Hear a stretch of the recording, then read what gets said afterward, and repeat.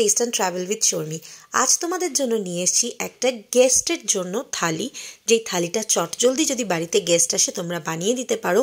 এর মধ্যে থাকবে পিস পোলাও বা মটর পোলাও, সঙ্গে থাকবে বেগুনি, তার সাথে থাকবে একটা নিরামিষ আলুর দম, আর last but not the least থাকবে একটা ডেজার্ট, যেটা হচ্ছে সিমইয়ের পায়েস। তাহলে কিন্তু এটা একটা কমপ্লিট 4 কোর্স মিল হচ্ছে, যার মধ্যে তোমাদের একটা মেন কোর্স থাকবে, একটা স্টার্টার থাকবে, একটা সাইড ডিশ থাকবে, আর তার সাথে সাথে থাকবে একটা ডেজার্ট। তো এই রেসিপিটা কিন্তু মাত্র 30 মিনিটে তোমরা তৈরি করে ফেলতে পারবে। কিভাবে করবে সেই প্রসেসিংয়ে তাহলে শুরু করা যাক। চলো, প্রথমেই আমি শুরু করব পায়েস দিয়ে।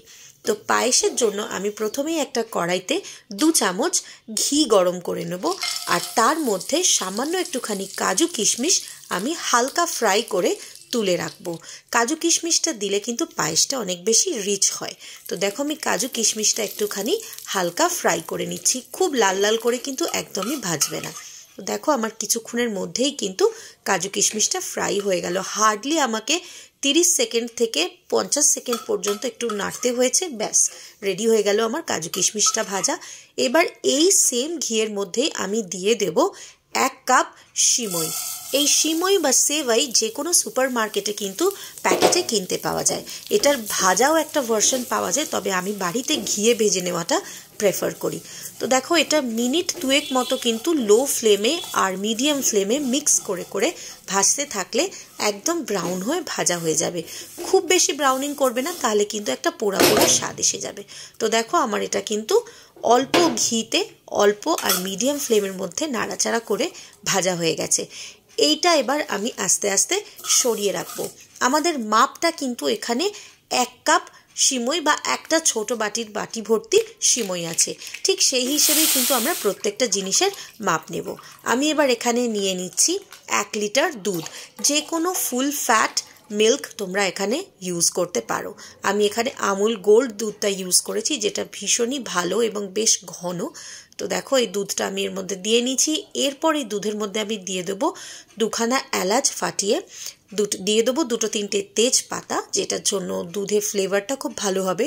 এগুলো কিন্তু দুধে প্রথম দিকেই দিয়ে দেবে, তাতে কি হবে দুধের সাথে ফুটতে ফুটতে কিন্তু এই এলাচ আর তেজপাতার টেস্টটা খুব সুন্দরভাবে দুধের সাথে ব্লেন্ড করে যাবে।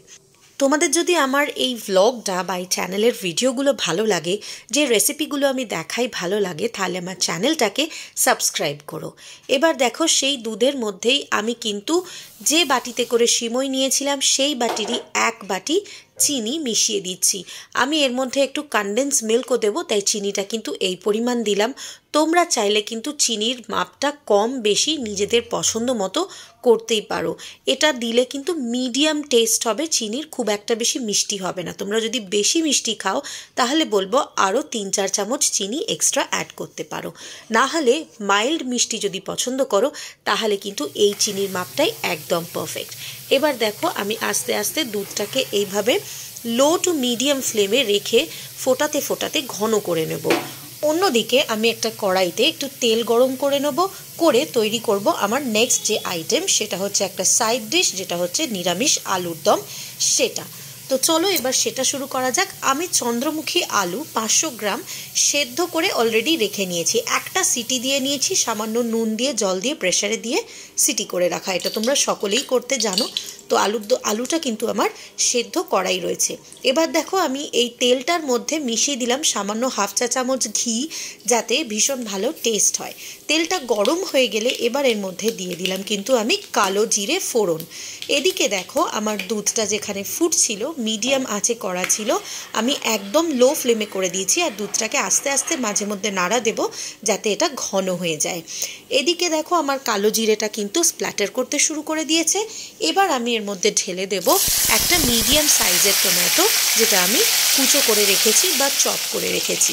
এর মধ্যে আমি দিয়ে দেবো স্বাদ মতো নুন, তাহলে কিন্তু টমেটোর যে জলটা সেটা তাড়াতাড়ি বেরিয়ে টমেটোটা সেদ্ধ হয়ে যাবে। এবার আর কিছুই না, ওই তেলের মধ্যেই আমি মশলাটাকে কষতে শুরু করব। টমেটোটাকে সবার আগে আমি নরম করে নেবো একটুখানি। তো দেখো এদিকে আমার টমেটোটা নরম হোক, ওদিকে আমি আরেকটুখানি পায়েসের দুধটাকে একটু নাড়াচাড়া দিই। দেখো দুধটা কিন্তু লো ফ্লেমেই রয়েছে এবং বেশ ভালো রকম ফুটতে শুরু করেছে। তো এইভাবেই কিন্তু আমি দুধটাকে ফুটিয়ে ফুটিয়ে একটু ঘন করে নেব, তবে খেয়াল রাখবে লো ফ্লেমে করবে যাতে দুধটা উতলে না যায়। এবার অপর দিকে যেখানে আমি আলুর দম বানাচ্ছিলাম সেই তেলের মধ্যে দিয়ে দেবো 2টো শুকনো লঙ্কা আর একটা বড় সাইজের তেজপাতা চিড়ে। তো এটা দিয়েও আমি ভালো করে মশলাটাকে একটু ভাজা ভাজা করতে থাকবো। যতক্ষণ না টমেটোটা নরম হচ্ছে তোমরা কিন্তু একটু মশলাটাকে ভেজে নেবে। এই মুহূর্তে দেখো আমার টমেটোটা নরম হয়ে গেছে, আমি এর মধ্যে মিশিয়ে দেব হাফ কাপ পরিমাণ জল। হাফ কাপ পরিমাণ জল দেওয়ার পর এর মধ্যে আমি অ্যাড করব মশলাগুলো। ওদিকে দেখছি দুধটা কিন্তু ফুটছে, আমি কিন্তু দুধটাকে একদম লো ফ্লেমে রেখেছি। মশলার মধ্যে আমি এখানে অ্যাড করব হলুদ গুঁড়ো, 2-3টে কাঁচা লঙ্কা চিড়ে দিয়ে দিয়েছি, তোমরা চাইলে এটা স্কিপ করতে পারো। এরপর আমি এর মধ্যে অ্যাড করে নেব 1 চা চামচ ধনে গুঁড়ো, 1 চা চামচ জিরে গুঁড়ো। এই ধনে গুঁড়ো জিরে গুঁড়োটাও কিন্তু তোমরা তোমাদের খাবারের টেস্টের মতো কম বেশি করতে পারো। দিয়ে দিলাম 1 চা চামচ কাশ্মীরি লঙ্কার গুঁড়ো, যেটা দিলে কিন্তু রঙটা বেশ লাল লাল হবে। তো দেখো এই সবটা দেওয়ার পরেই কিন্তু আমি এর মধ্যে ফাইনালি দিয়ে দিচ্ছি 1 চা চামচ পরিমাণ গরম মশলার গুঁড়ো। এই সবকটা মশলা দেওয়া হয়ে গেলে আমি মিডিয়াম আঁচে মশলাগুলোকে কষার জন্য ছেড়ে দেবো। মাঝে মধ্যে একটুখানি নাড়াচাড়া দিয়ে দেবো। মশলা কষে গেছে তোমরা তখন বুঝবে যখন দেখবে মশলাটা তেল ছাড়তে শুরু করেছে। তো আমি একটুখানি নাড়াচাড়া এদিকে করে নিলাম, ওইদিকে আবার একটুখানি আমি দেখে নেবো আমার পায়েসটা কি কন্ডিশনে রয়েছে। তো দেখো আমি দেখতেই পাচ্ছি দুধটা কিন্তু বেশ অনেকটাই রিডিউস হয়ে গেছে। আমি কিন্তু মিডিয়াম টু লো ফ্লেম করে করেই দুধটাকে রিডিউস করেছি। দুধটা যখন এরকমই পাতলা থাকবে, খুব বেশি ঘন করে ফেলবে না। এই সময় কিন্তু মিশিয়ে দিতে হবে সিমইটা। আমরা সকলেই জানি সিমই কিন্তু পায়েসের মধ্যে মেশালে দুধটাকে একটু অ্যাবজর্ব করে বা টেনে নেয়, তখন কিন্তু তোমার পায়েসটা এমনি একটুখানি ঘন হয়ে যাবে। তো দেখো আমি সিমইটা মিশিয়ে দিয়েছি, সঙ্গে আমি যে কাজু কিশমিশটাও ভেজে রেখেছিলাম সেটাও মিশিয়ে দিয়েছি। এটাও কিন্তু আমি লো ফ্লেমেই নাড়াচাড়া করছি। ওদিকে দেখো আমার মশলাটা আলুর দমের জন্য একদম রেডি, তেল ছেড়ে এসছে, সুন্দর কষা লাল লাল রং হয়েছে। কেউ দেখে বলতে পারবে এটা কমপ্লিটলি নিরামিষ আলুর দম। তো এটা কিন্তু খেতেও ভীষণ ভালো হয় এবং এটা প্রত্যেকটা বাঙালি বাড়িতে প্রায়ই রান্না হয়। দিয়ে দিলাম সামান্য হাফ চা চামচ চিনি। আমাদের আমি আগেও বলেছি চিনি দিলে কিন্তু এটা কোনোভাবেই মিষ্টি হবে না, বরং একটা ভালো লাল কালার আসবে। এরপর আমি এর মধ্যে মিশিয়ে দিলাম সামান্য একটুখানি আদা গ্রেট করে আদাটা দিলে না এটার ভীষণ সুন্দর একটা টেস্ট হয়। ওদিকে দেখো লো ফ্লেমে পায়েসটা কিন্তু আমার ফুটে বেশ অনেকটাই ঘন হয়ে গেছে। ঠিক এইরকমই যখন হবে তখনই কিন্তু আমাদেরকে পায়েসটা তুলে নিতে হবে বা পায়েসটাকে একটু ঢাকা দিয়ে রেখে দিতে হবে। এবার দেখো আমি গ্যাস অফ করে দিয়েছি কিন্তু, দিয়ে এর মধ্যে মিশিয়ে দিলাম 3 টেবিল চামচ কনডেন্সড মিল্ক। যে কোনো মার্কেটের ব্র্যান্ডের তোমরা কনডেন্সড মিল্ক ইউজ করতে পারো। তো আমি এখানে কনডেন্স মিল্কটা মিশিয়ে দিয়ে একটুখানি নাড়াচাড়া করলাম। দেখো পায়েসটা এখন একটু পাতলা পাতলা লাগছে, তবে এই সিমইয়ের মধ্যে রেখে দিলে কিন্তু আস্তে আস্তে একটুখানি ঘন হয়ে যাবে। এবার আমি এটা ঢাকা দিয়ে সরিয়ে রাখবো। ওদিকে দেখো আমার কিন্তু মশলা একদম তেল ছেড়ে কষে লাল হয়ে গেছে, আদারও কাঁচা ভাবটা কিন্তু নাড়াচাড়া করতে করতে চলে গেছে। এবার যে আমি আলুটা সেদ্ধ করে রেখেছিলাম, তোমাদেরকে আমি প্রথমেই বলেছি 500 চন্দ্রমুখী আলু আমি সেদ্ধ করে রেখে দিয়েছি, সামান্য নুন দিয়ে জল দিয়ে প্রেসারে যেমন সেদ্ধ করো সেইভাবেই সেদ্ধ করা। এই সেদ্ধ আলুটা আমি ঢেলে দিলাম কড়ায় আর ভালো করে মশলাটার সাথে মিশিয়ে নিচ্ছি। এই আলুটাকেও কিন্তু মশলার মধ্যে দেওয়ার পর কিছুক্ষণ একটু কষিয়ে নিতে হবে, প্রথমেই জল ঢেলে দেবে না।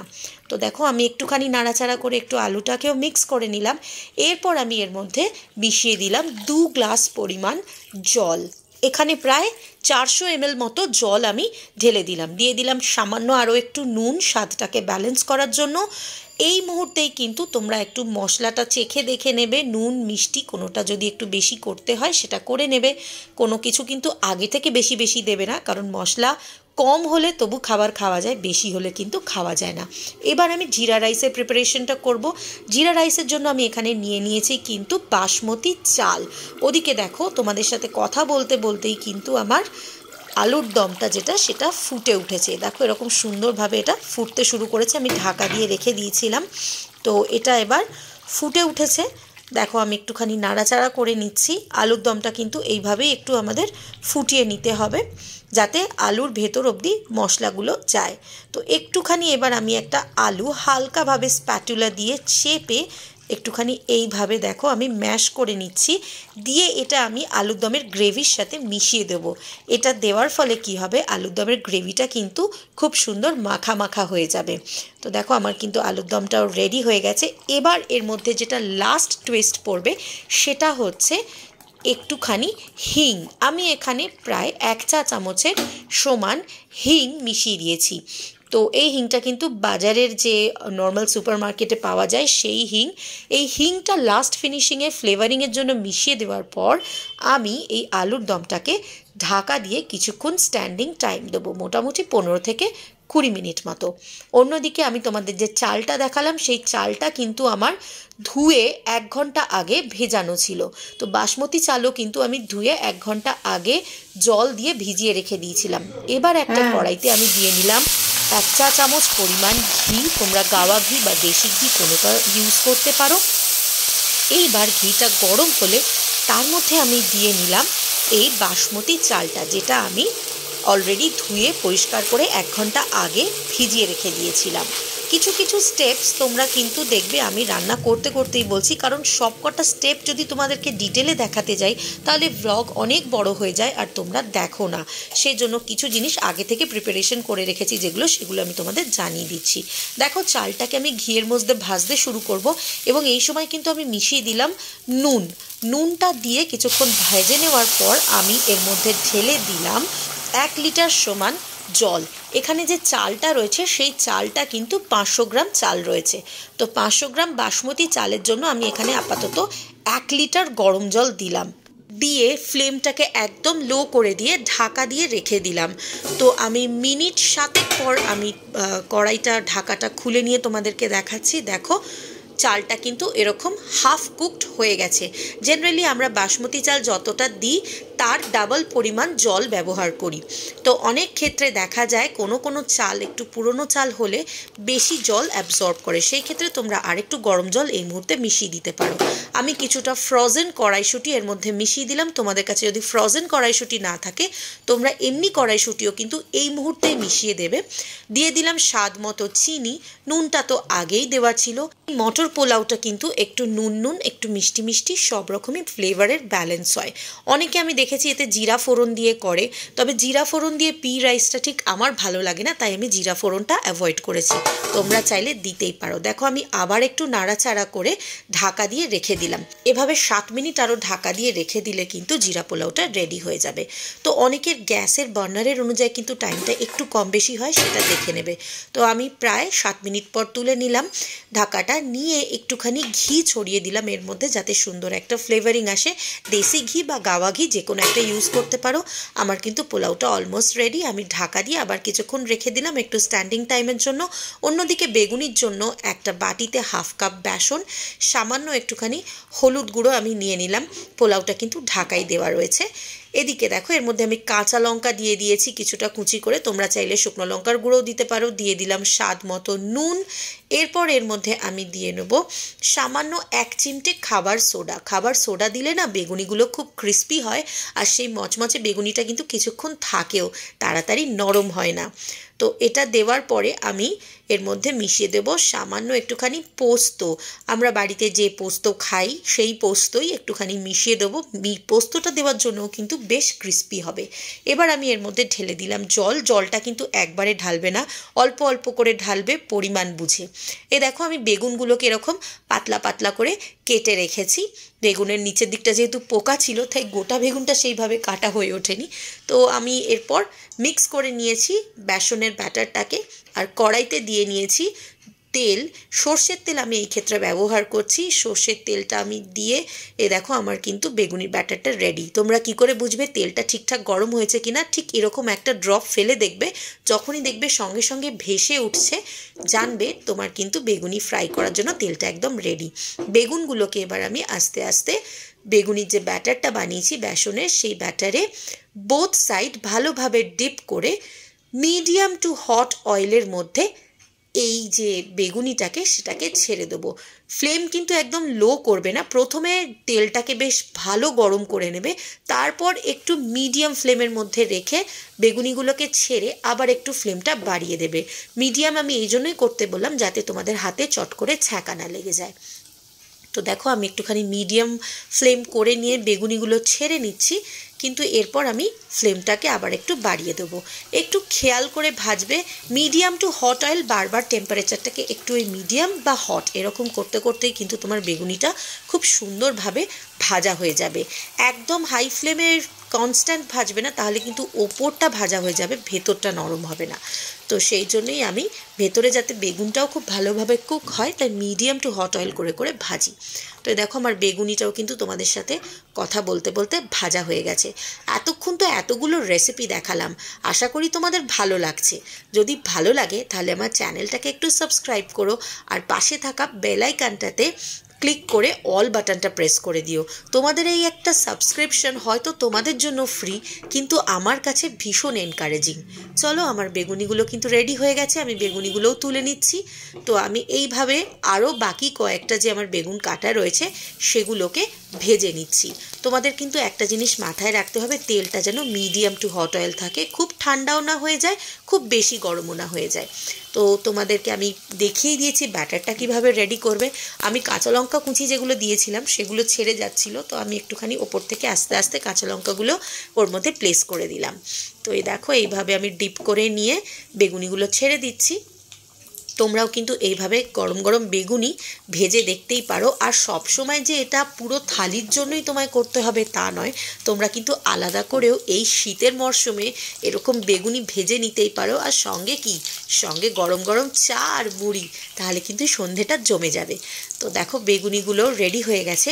আমি তোমাদের জন্য কিন্তু আরও এরকম সুন্দর সুন্দর রেসিপিস আনার চেষ্টা করছি, এবং বিশ্বাস করো আমি যেহেতু এক হাতে ক্যামেরা ধরে ভিডিওটা করি, আমাকে কিন্তু যথেষ্ট পরিশ্রম করি তোমাদের জন্য ভিডিওটা আনতে হয়। তাই তোমরা যদি আমার চ্যানেলটাকে সাবস্ক্রাইব করো না, আমার ভীষণ ভালো লাগে। তোমরা যদি কাউকে রেকমেন্ড করো আমার চ্যানেলটাকে সাবস্ক্রাইব করার জন্য, কোনো বন্ধু বান্ধবদেরকে যদি বলো, শেয়ার করো, তারা যখন সাবস্ক্রাইব করে সত্যিই আমার খুব ভালো লাগে। তাই রিকোয়েস্ট করবো আমার চ্যানেলটাকে সাবস্ক্রাইব করে তোমরা কিন্তু এইভাবেই পাশে থেকো।